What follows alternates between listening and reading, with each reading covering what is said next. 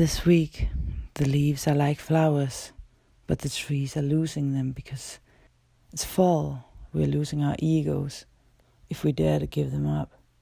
It's that time of year astrologically. Look inwardly and see what you need to let go of. Welcome. Hi there, Gemini, and welcome to your modern shaman, Maria and RainbowLand, here with the weekly astrology forecast, Heartful forecast for the week that starts at the 15th at the 22nd and ends at the 29th of October 2018. Now I'm getting smoke right in my face. I have not had that at all this evening. It's just because the wind apparently changed its direction just now. So this week, Gemini, what's going on? Well, we have your planet, of course, still going through Scorpio, but we have the sun moving into Scorpio, and we have other different things happening. And we have the sun going into a conjunction with Venus this week. So this means that in the middle of the week, we'll have this conjunction. Usually when we have a Sun-Venus conjunction, it's all about socializing more and, enjoying life more, feeling the bountiful life, being a little more lazy, etc. But as all of this is going on in your sixth house of work, routines, getting things done, structure-wise, etc., it's more about you doing stuff, but it's also about boundaries, and it's about you perhaps setting some boundaries for people where you have been giving too much of yourself, where you've been the primary giver of a relationship, and now you need to put the right boundaries so that you can have the right constellation in these areas of your life. And of course, we have to also think about that there's a full moon in Taurus, where we also have Uranus for you guys. So with the full moon in Taurus, it's in the sensitive part of your scope. It's in the psychological sphere where you're not sure what's. I mean, the things that's going on here is often hidden, and stuff needs to die and end here. Doesn't mean people need to die, but something needs to end here, and there's, as I said, also hidden things often here. So this means that things that have been hidden for us are suddenly now being shown to the world, not necessarily only to you. So something can be revealed that you that you thought you could have for yourself, or maybe you didn't even remember it, you suppressed it, and now it's out there in the open, and you have to deal with it and talk with people about it. Or let's look at the fire instead of just me, just a second. So basically, the Uranus is actually in conjunction with this with this full moon. So Uranus has a radical, more restless energy, of course, and so as I said, something can come into the light that you didn't expect. Something that's been in your consciousness can also become more real, and you decide, to speak more openly about this thing that's been underneath the surface, even though you know that it can cause some havoc or some instability, instability is because it's close. The Spanish word is like that. Sorry, and but it can also be like that on your work. That also, if you are someone that always helps other people, that you openly say that, well, now you guys need to help me instead. But also with the sun moving into your sixth house, if you are searching for a job, it's a really good opportunity with 4 planets here, Venus, Jupiter, Mercury, and the Sun, where you're the great communicator. So, I'm sorry. If you're searching for a job, of course, this is a good placement for that, and for you to make some changes here. So, but you really need to feel that it's not only you who give too much of yourself in a certain situation. You don't have to compromise yourself. So you have to learn to put some boundaries, some healthy boundaries, if you want to find a balance in your life. So card of the week for the Geminis, we'll have 2 cards. We'll have the astrology cards, which I'm doing now, and then we'll have the normal tarot cards. Sorry. So the astrology card of the week for the Geminis is this card. Here.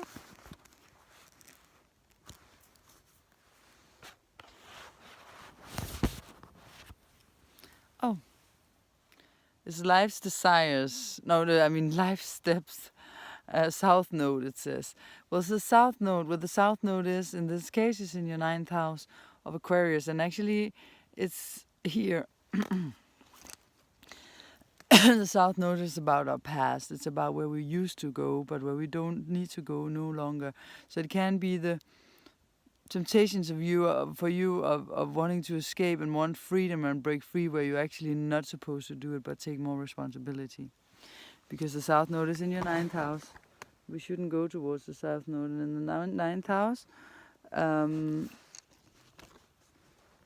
we want liberty, want to travel, want to go out and explore and expand our mind.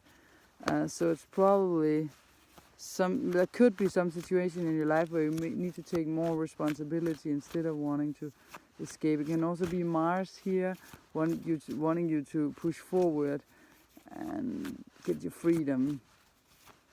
You have to feel and use your intuition what is right for you. Can also be that it's right for you to break free in a situation.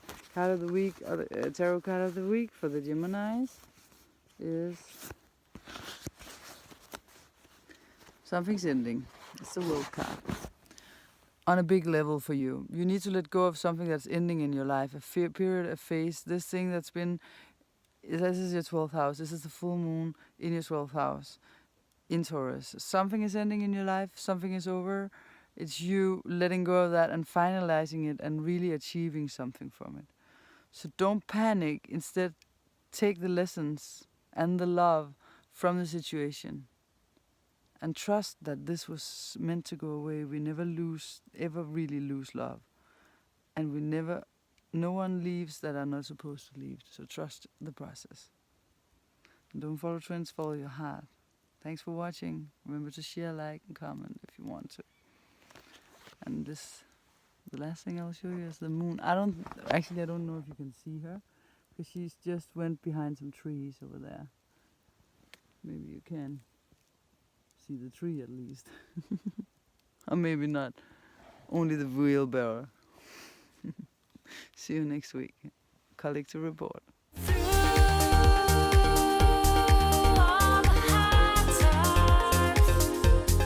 Be still.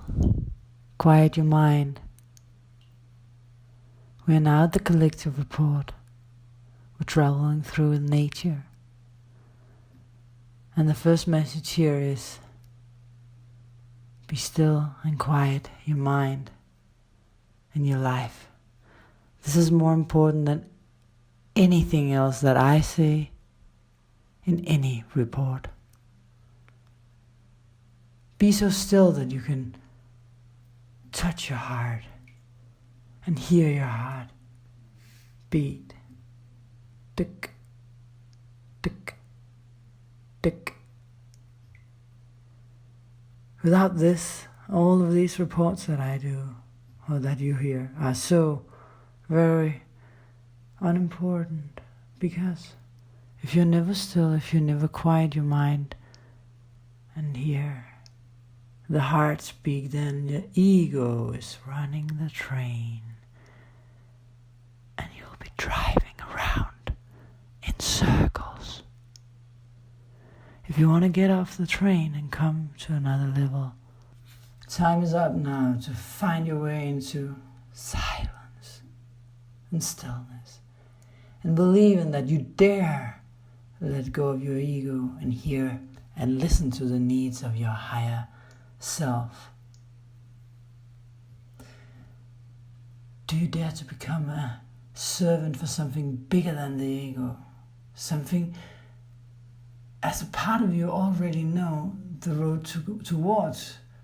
Or are success and control and all your learned programming is more important to you? Have you even discovered who you are or what your calling is? Can you feel this consciously? Or there too much clutter and dirt? If there is too much clutter and dirt, you know what step 1 will be now.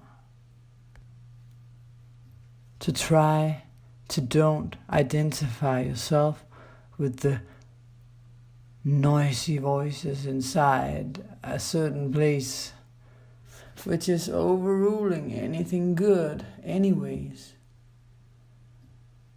It's not giving you any joy, and it's overruling anything inside of you. And this part of you cannot forgive. This part of you will just hold on in order to get drama. Get you in the front seat. Get you in the front of everything you do. You are the loving, forgiving you. Someone who doesn't hold on. Someone who says no to negative manipulation, violence, and power. Who's, whenever confronted, just leaves without a fight, quietly and peacefully, if it's not right for you to be there. And if we cannot say no and stay in this peaceful, quiet ego state where the ego is quiet and you just hear the voice of your heart when you speak, you hear that you are soft in your voice, you hear that there's nothing inside of you that judges the other person, you feel your heart, you feel that you can speak without wanting something from someone else, then your ego is away. And if someone's overstepping your boundaries, you just say no peacefully with the same voice and you walk away. If you start fighting, you will know that it's no longer you. It's your ego that has started to take over again. My brother, Jacob, he's a math professor. And I love him so dearly. We have had some sort of reunion. Not that we were at a phase where we never saw each other, but we reconnected in our hearts in such a beautiful way. And I remember 3 days ago, prior to this reading, and I remember that he would always have in his wallet when I was 16 a note that said, no, when he was 16, I was 8, a note that said, treat others like you want to be treated yourself. And he was 16 and he was actually the popular guy in school. And isn't it cool that the popular guy is a role model instead of just someone looking good? I love my brother for this. He always tried as the best he could. I mean, we all have ours. But as my parents also always tried to treat others kindly. And this is this kind part of our hearts that I'm talking about. I just want to say that anyone who has a lot in Scorpio and certain things in their horoscope that are being hit, the crises are worse for you guys right now. So old fear can be triggered from outside of you to the max, and you have to remember that the ones who are triggering it are not the responsible ones for you having this inside of you. So try not to go into the victim role, where you let your old fears take you down to that lower part of yourself where you cannot control anything because you're just in affection, thinking you're now being hit or being the victim, being someone who is a victim for someone else. No, someone else is trying to show you something. It's like that for all of us. Old fear are triggered from the outside to the max these days. So Venus is definitely in a crisis week right now. She's squaring the stuff that went up there in Aquarius. I won't go too deep into all this. So the Venus-Uranus opposition and all this also from last week. Going into this week, you can expect a sudden turn of events of something.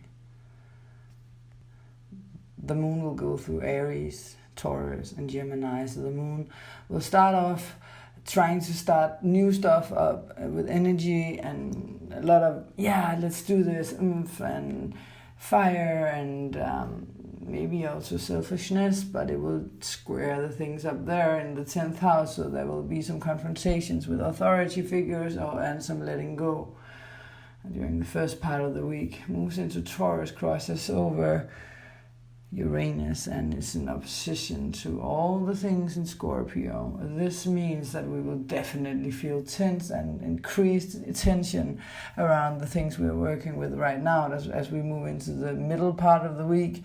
And as we were Wednesday, as it meets Uranus, a sudden shift, change of events can happen again. Then at the weekend, next week, it will be in Gemini, communicating, talking, being out and about, King Kongsing. The things in Scorpio, weird, awkward things can come up as well, situations, but the energy will be a little lighter than it was middle week. But definitely an intense week still, as we are now, really in Scorpio.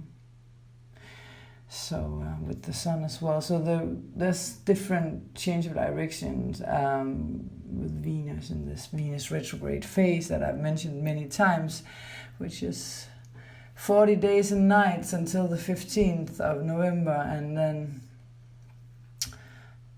out of the actual whole cycle at the 18th of December. So it's a long cycle, but there will be shifts for you around the 31st of October when Venus is in Libra again, where she's at home. More light air energy instead of Scorpio. So a shift on the 31st of October. A shift again on the 16th of November, or 15th, 16th, depending on where you are, when she's at the bottom of her bow tie in her retrograde phase. You will now feel that you are able to move forward with a new light and new glasses on, and all the very, very deep and hardest issues in your relationships might be possible to let go of here, but only if you really feel them, so it also feels the hardest. So at the 2nd of December, she'll be back into Scorpio again in opposition to Uranus, so a lot can happen here too. There's a turning point that does so that the things that you thought were like they were aren't like that at all. And we are going through over the critical zone again here and see what the future can bring for us after all of this. What have we learned? How can we do this even better when we're in relationships? Can we redecide some of the things that we decided for early on that we maybe discovered weren't the right things for us, but we learned from. For the Scorpios themselves, relationship situations shift constantly now, new people in and out constantly.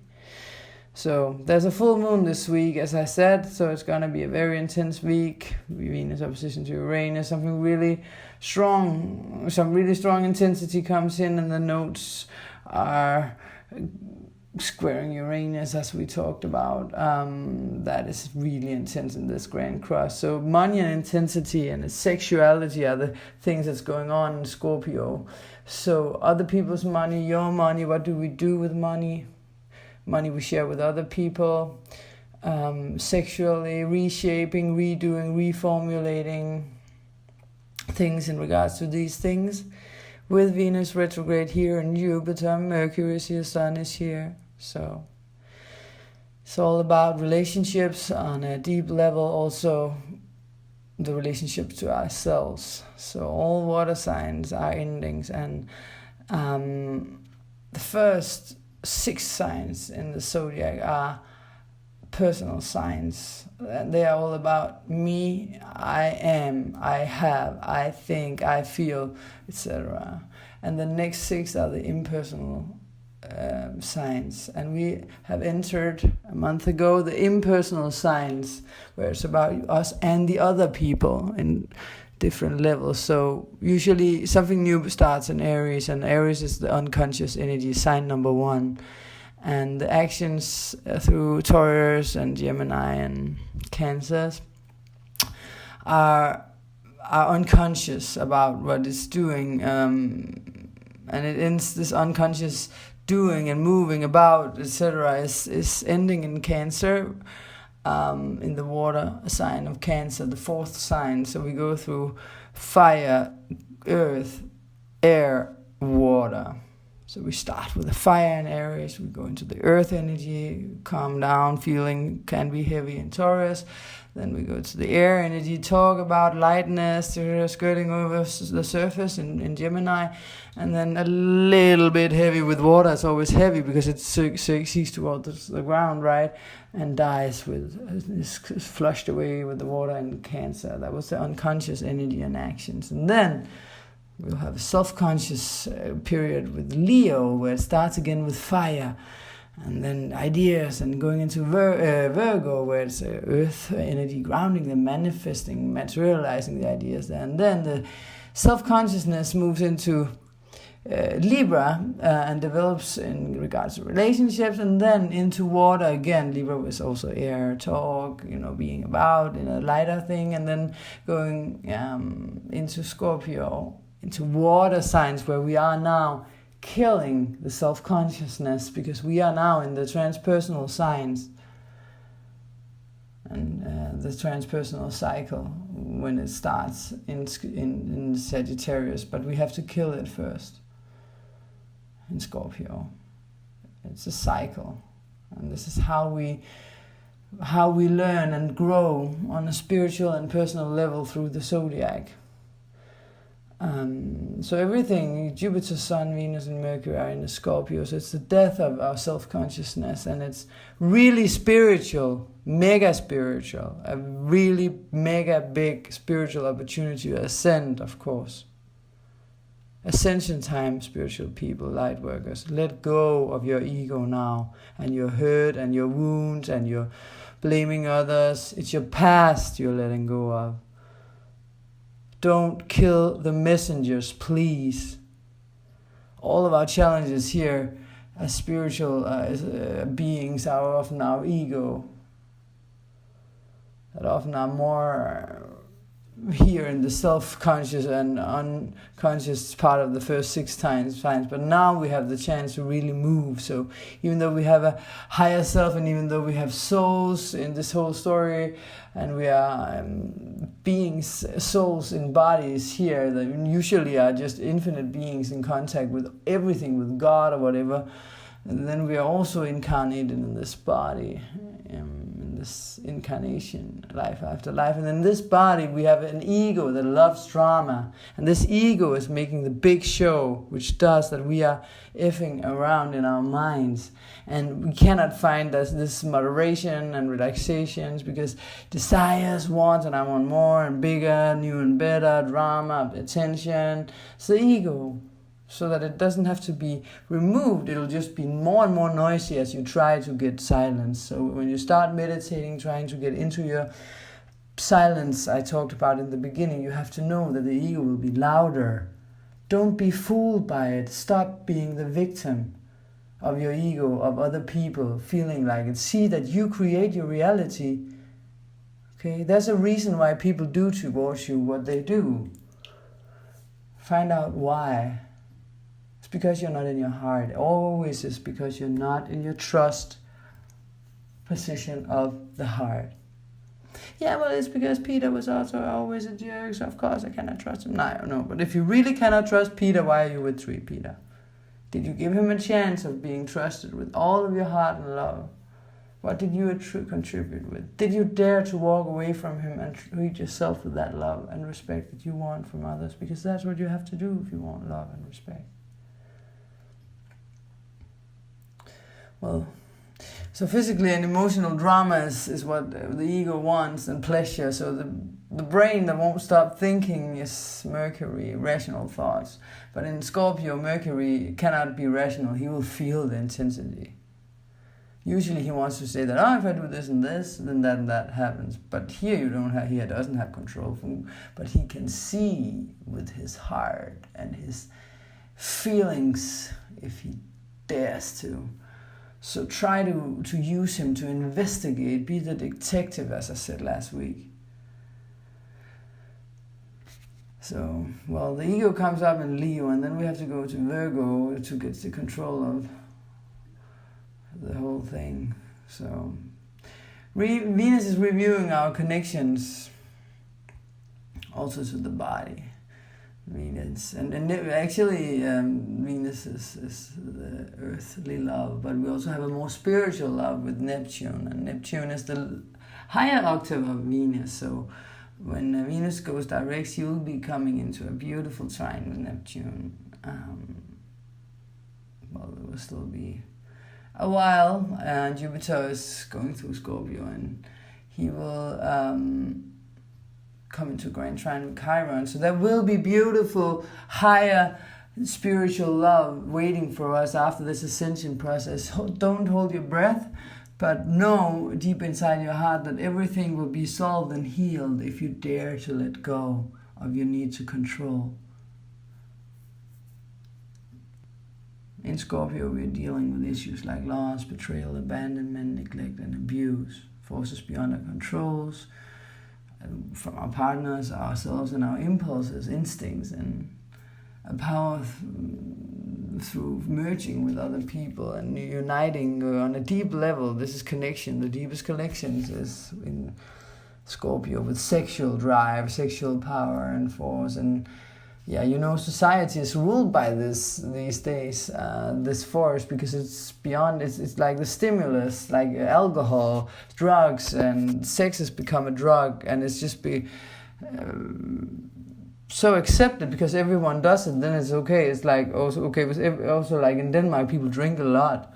And it's like, well, everyone does it, so that's normal and thereby accepted. Yeah, but if you drink, you are if you work on your spiritual self, and whenever you drink, you have to know that takes you, because spirituality, when you clear yourself spiritually and meditate, you get into higher levels, higher realms, and every time you drink, you take yourself all the way down again. You have to start all over.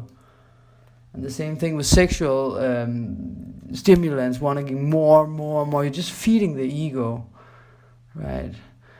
So, well, we have to open ourselves in Scorpio for the positive sides of Scorpio, and that has something to do with trust, so that we can heal these wounds and love and trust again. So we can open ourselves up for deeper forms of intimacy, connections to others. And the whole intention is to experience this beautiful, sacred sexuality where we connect with our soulmates or our twin flames on a spiritual level, not just to get stimuli and not just to... But we also have to know that, of course, we take away some of our spirituality if we just use as the sexual intercourse to get an... I just want to be honest here. I don't remember the English word now. When we get release, males or females, our spirituality also drops. So if this is what we want, and we do this after 2 minutes just to get the release, boom, the energy goes out. We have to know that. But if we use this thing we have with each other to go deeper within, then it's something else. We can experience this beautiful, sacred sexuality. And yeah, in the society, stimulus has something to do with something new and exciting, with all this Tinder and stuff. But sacred union is about real, lasting stimuli for the soul that we can use in the long run as a soul being, even when we're not here.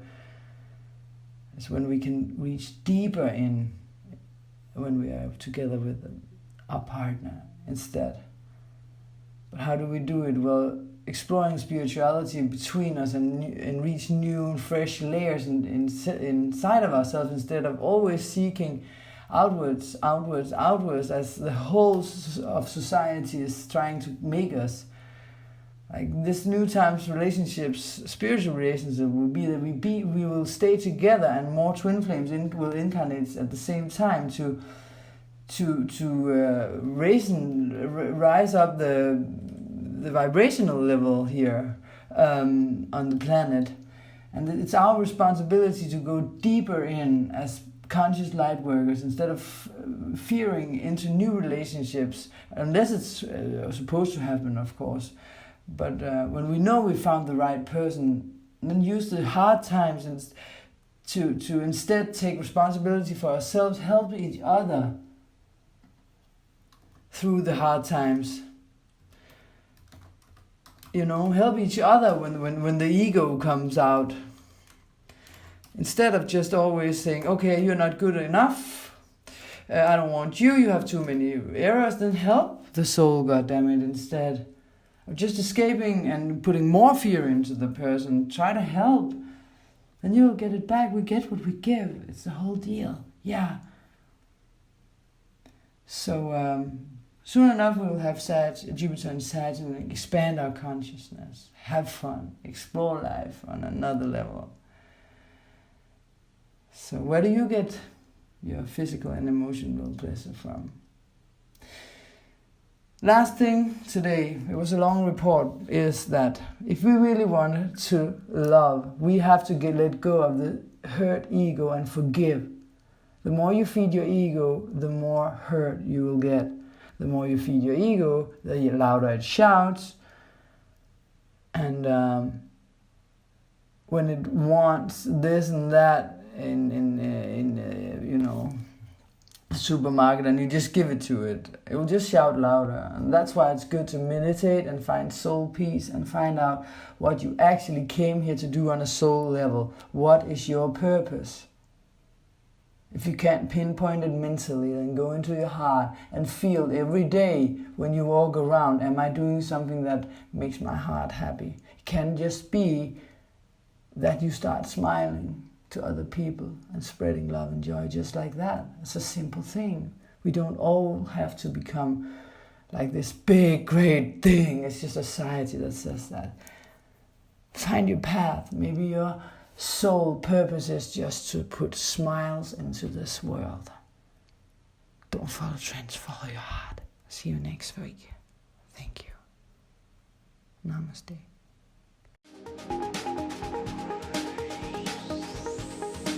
There is this angel saying, I'm gonna find my way back home. The secret is love, he said. You've got to lift yourself up, try again. One day you will break through. What you long for will find you.